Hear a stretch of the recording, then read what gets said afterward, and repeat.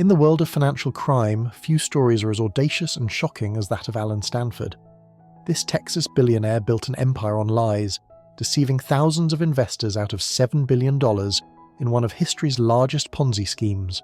His tale is one of charm, manipulation, and the catastrophic consequences of unchecked greed.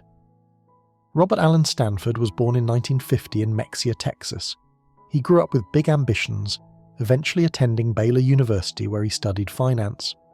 After graduation, Stanford dabbled in various business ventures, including real estate and fitness clubs, but nothing brought him the success he craved. In 1985, he made a pivotal decision that would set the stage for his future crimes. He relocated to the Caribbean island nation of Antigua and Barbuda, where loose financial regulations and banking secrecy laws created the perfect environment for his schemes. Stanford founded Stanford International Bank, or SIB, in Antigua. The bank's primary product was certificates of deposit that promised impossibly high returns, far exceeding what legitimate banks could offer. While American banks were offering interest rates of around 2 to 3%, Stanford's CDs promised 8 to 10% annual returns. To unsophisticated investors, this seemed like a dream come true, a safe, bank-issued investment product that could double or triple the typical return. It was too good to be true, and as we now know, it was. The mechanics of Stanford's fraud were classic Ponzi scheme territory. New investor money wasn't actually invested in legitimate financial instruments that could generate those promised returns. Instead, it was used to pay returns to earlier investors, creating the illusion of profitability. Meanwhile, Stanford and his associates siphoned off hundreds of millions of dollars for personal use. They purchased private jets, yachts, and luxury estates. Stanford even bought several Caribbean islands and developed massive cricket stadiums as part of his effort to cultivate an image of wealth and legitimacy. What made Stanford's scheme particularly effective was his carefully crafted persona. He styled himself as Sir Allen Stanford, though his knighthood from Antigua was essentially purchased through political donations and investments in the country. He presented himself as a billionaire entrepreneur and philanthropist, someone who had built legitimate businesses and was sharing his financial acumen with everyday investors. He sponsored cricket tournaments, donated to universities, and cultivated relationships with politicians and celebrities. This veneer of respectability helped him gain the trust of thousands of investors who might otherwise have been skeptical. Stanford employed an army of financial advisors who sold his CDs across the United States and Latin America. These advisors, many of whom were themselves deceived about the true nature of the business, aggressively marketed the high-yield certificates to clients. They held seminars, ran advertisements, and used sophisticated marketing materials that made Stanford International Bank appear to be a legitimate and highly successful financial institution. The bank's glossy brochures showed impressive Caribbean headquarters and detailed investment strategies that were completely fictional. Behind the facade, the reality was stark. Independent audits were either fabricated or conducted by firms that Stanford controlled. When investors asked to see documentation of how their money was invested, they received vague reports referencing diversified portfolios of stocks, bonds, and precious metals.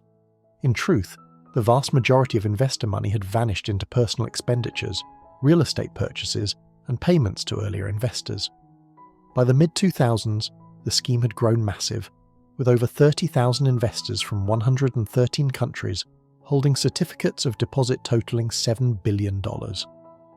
Warning signs had been present for years, but were consistently ignored or dismissed. As early as 1997, financial journalists and industry watchdogs began raising questions about Stanford's operation. How could a bank in a tiny Caribbean nation consistently deliver returns that outpaced virtually every legitimate financial institution in the world? The Securities and Exchange Commission received complaints and conducted examinations, but inexplicably failed to take decisive action. Some investigators were allegedly blocked by higher-ups at the agency. Others were distracted by the prestige and political connections Stanford had cultivated. This regulatory failure would later become a major scandal in itself. The global financial crisis of 2008 proved to be Stanford's undoing. As markets collapsed and investors panicked, people began withdrawing their money from all investments, including Stanford's CDs. But unlike legitimate banks that held actual assets, Stanford International Bank had no real reserves to meet redemption requests. The money simply wasn't there. As withdrawal requests accelerated, the scheme began to collapse under its own weight. In February 2009, the Securities and Exchange Commission finally took action. They charged Stanford with fraud and froze his assets. Federal agents descended on Stanford Financial Group offices, seizing records and computer systems. Stanford himself initially tried to flee but was tracked down and arrested. The magnitude of the fraud quickly became clear. Court-appointed receivers began the grim task of tracing investor money and discovered that of the $7 billion entrusted to Stanford International Bank, only a fraction remained. Most of the money had been spent, lost in failed investments, or hidden in ways that made recovery nearly impossible.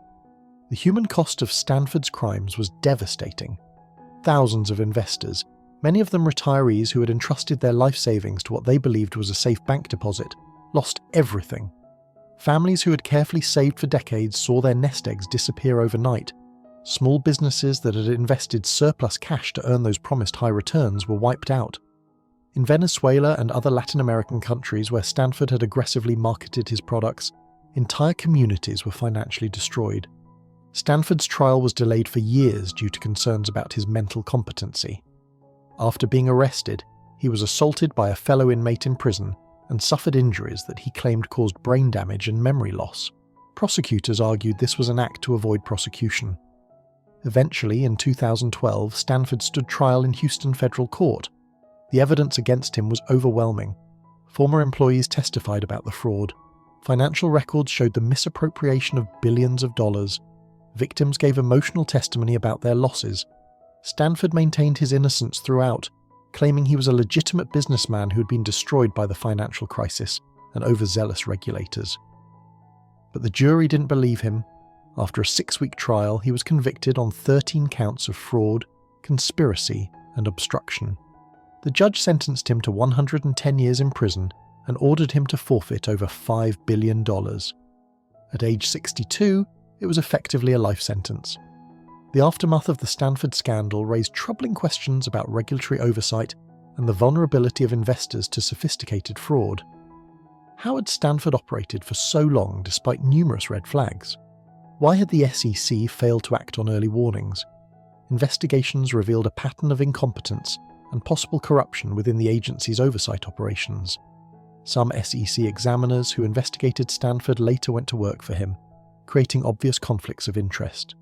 The scandal led to reforms and increased scrutiny of offshore banking operations, but many argued that too little had changed to prevent future frauds. Recovery efforts for Stanford's victims have been slow and painful. Court-appointed receivers have managed to recover and distribute about $1.5 billion to investors, representing roughly 20 cents on the dollar. This is actually better than many Ponzi scheme victims receive, but still represents catastrophic losses for most investors.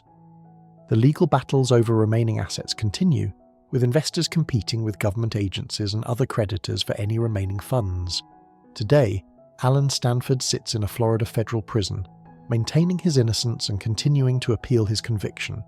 His empire has been dismantled, his reputation destroyed, and his name has become synonymous with financial fraud. The cricket stadiums he built have fallen into disrepair. The luxury properties have been sold off. The private jets and yachts are long gone. What remains is a cautionary tale about the dangers of investment fraud and the importance of skepticism when confronted with returns that seem too good to be true.